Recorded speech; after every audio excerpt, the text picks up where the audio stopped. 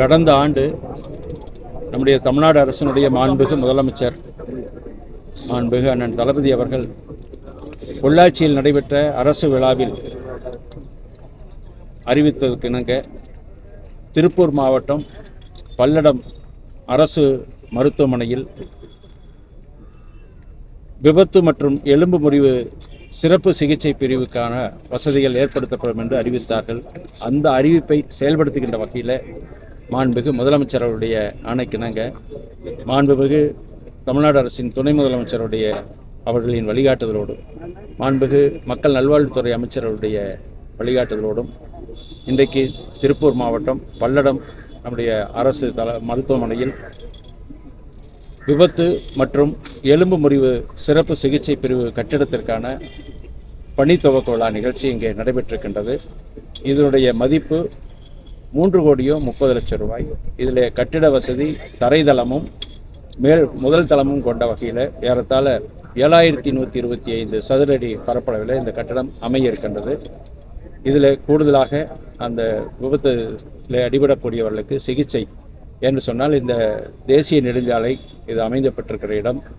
இந்த பகுதியில் நடைபெறக்கூடிய விபத்துகளுக்கு உடனடியாக எலும்பு முறிவு சிகிச்சை போன்ற விபத்தில் பாதிக்கப்படுபவர்களுக்கு சிகிச்சை அளிக்கக்கூடிய வகையிலே தான் மாண்புமிகு முதலமைச்சர் அவர்கள் இதை அறிவித்தார்கள். அந்த வகையில் இன்றைக்கு அந்த அறிவிப்பு செயல்படுத்துகின்ற வகையிலே தான் இதற்கான அரசு ஆணை வெளியிடப்பட்டு இன்றைக்கு உத்தரவிடப்பட்டு இன்றைக்கு இங்கே செயல்பாட்டுக்கு வந்திருக்கின்றது. இப்போ இன்றைக்கு உண்மையாலுமே ஜிஹெச் பொறுத்த வரைக்கும் பார்த்தா ஆகுனா திருப்பூர் கோவைன்னு மேல் ட்ரீட்மெண்ட்டுக்கு அனுப்பிச்சிடுறாங்க. இப்போ இதன் பிறகு மேல் அந்த மாதிரியான நிலைப்பாடு குறையிறதுக்கு வாய்ப்பு இருக்குதுங்களா? இங்கேயே முழு ட்ரீட்மெண்ட் கொடுக்குறது கூடுதல் வசதி கிடைத்திருக்கிறது. இப்போ இந்த வசதி கிடைத்திருக்கிறப்போ தேவையில்லாமல் அனுப்ப வேண்டிய அவசியம் இல்லை. நோயாளிகள் விரும்புகிற பட்சத்தில் சில பேர் விரும்புவாங்க, அது அனுமதித்து தான் ஆகணும்.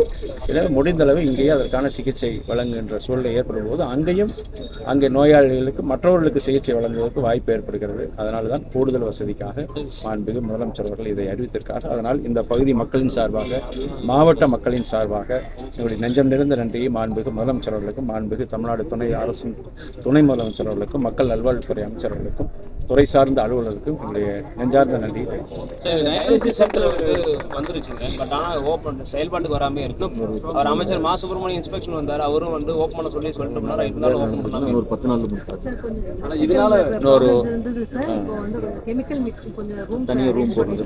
ஜூலை மாதம் இறுதிக்குள்ள அதை செயல்பாட்டு பணியாளர்கள் பற்றாக்குறை அதிகமா இருக்குன்னு சொன்னாங்க. அதுக்கான தேர்வுகள் மருத்துவர்கள் அதுக்கான செவிலியர்கள் போன்ற பணிகளுக்கான தேர்வு பண்ணி நடைபெற்று வருகிறது.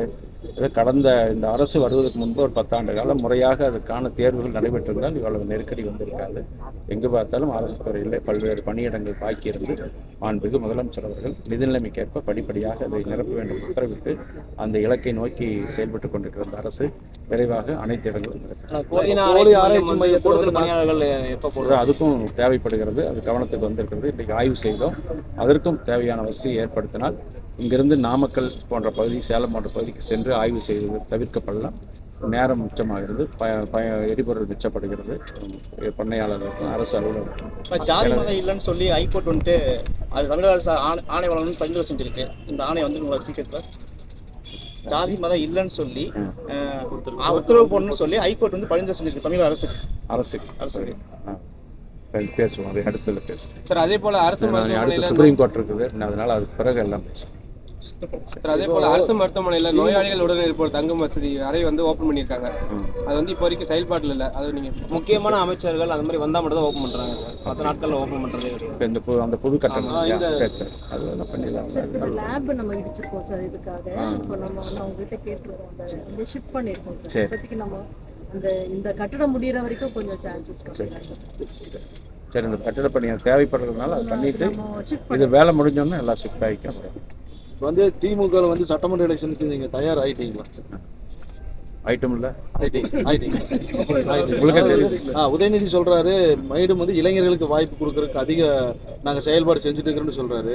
இது வரவேற்கத்தக்கது. விவசாயிகள் இப்போ இந்த ஐடிபிஎல் பைப்லைன் கொண்டு வரக்கூடாது, சாலையோரமா கொண்டு போகணும், 70 கிலோமீட்டர் கொண்டு போகணும்னு சொல்லிட்டு கொடுத்துருக்காங்க. இது சம்பந்தமா தமிழக அரசு பேச்சுவார்த்தை நேற்றைய முன்தினம் என்னை பார்த்தாங்க. மாண்புமிகு முதலமைச்சரை சந்திக்கணும்னு கேட்டிருக்காங்க. நேற்றைக்கு பெருந்துறையில் முயற்சி பண்ணோம், அதுக்கான நேரம் கிடைக்கல. இந்த நாளைக்கு அவங்கள சென்னைக்கு அழைச்சிட்டு போய் மாண்புமிகு முதலமைச்சர் சந்தித்தா இல்லைனாலும் அவர்களுடைய தீர்வுக்கு என்ன வழியோ மாவட்ட நிர்வாகத்தோடு மாவட்ட ஆட்சித்தலைவர்களுக்கு பேசி என்ன சுமூகமாக செய்ய முடியுமோ அதை செய்யணும். நேற்று வருவாய்த்துறை மூலமா வருவாய்த்துறையில் விசாரணைக்கு பார்ட்டி ஒருத்தங்க ஆஜரானாங்க ஆம்புலன்ஸ் சார். அந்த பட்டா மாறுதல் கோரி அவங்க நள்ளிரவுல உயிரிழந்த சம்பவம் ஒன்று நடந்திருக்கு. இதுல வந்து வருவாய்த்துறை மேல பெரிய குற்றச்சாட்டு வச்சிருக்காங்க. திமுகவை சேர்ந்த மூத்த நிர்வாகியே ஒருத்தர். எந்த அதுல ஒரு எந்த வில்லேஜில் நாராயணபுரம் அலைக்கழிக்கிறாங்கன்னு சொல்லி அலைக்கழிச்சுன்னு சொல்லி அந்த பாட்டி இறந்துடுறாங்க. அது வந்து சம்பந்தமா என்ன நடவடிக்கை எடுத்திருக்கிறார் சார் அந்த ஆபீசர்ஸ்?